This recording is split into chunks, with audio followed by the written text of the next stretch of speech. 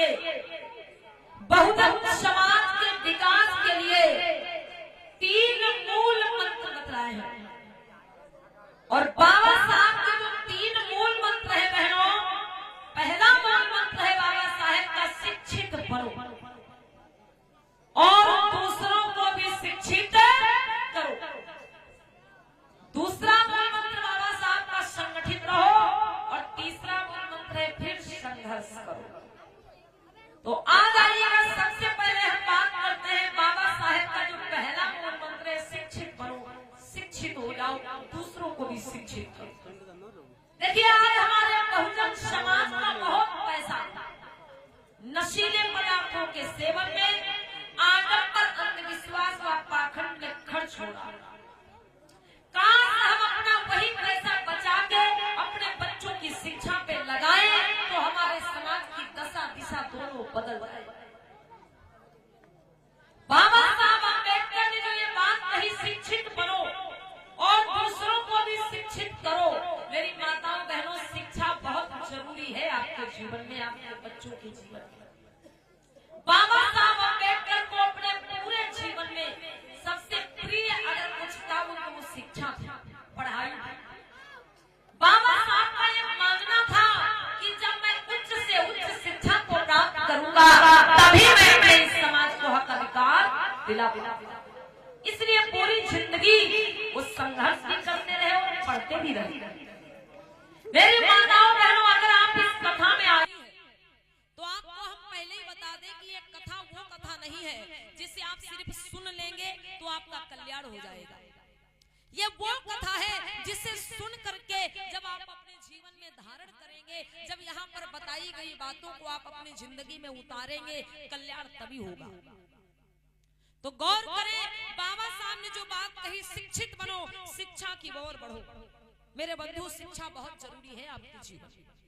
शिक्षा को धारण करके मनुष्य आकाश की ऊंचाइयों को छूता है। मेरी माताएं बहनें, सुबह सुबह माताओं बहनों 2 घंटी बजती है। 1 घंटी बजती है मंदिर की और 1 घंटी बच्चों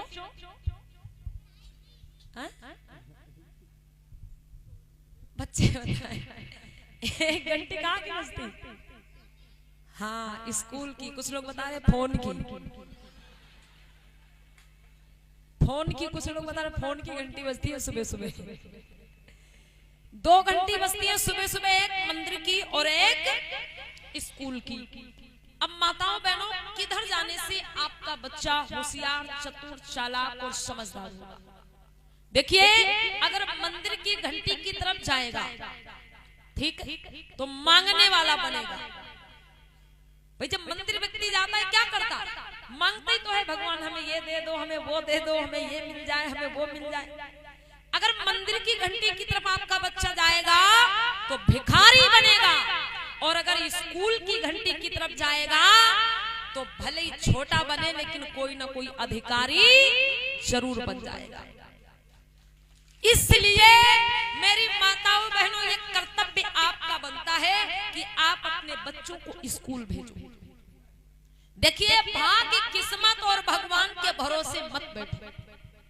अगर भाग्य, किस्मत और भगवान से मिलता तो बाबा साहब अम्बेडकर, ललई सिंह यादव, ज्योतिबा फूले, साहू जी महाराज जैसे महापुरुषों को संघर्ष नहीं करना पड़ता, उनको लड़ाई नहीं लड़नी पड़ती आपके हक अधिकारों की। सब भाग्य और किस्मत भगवान से मिल जाता।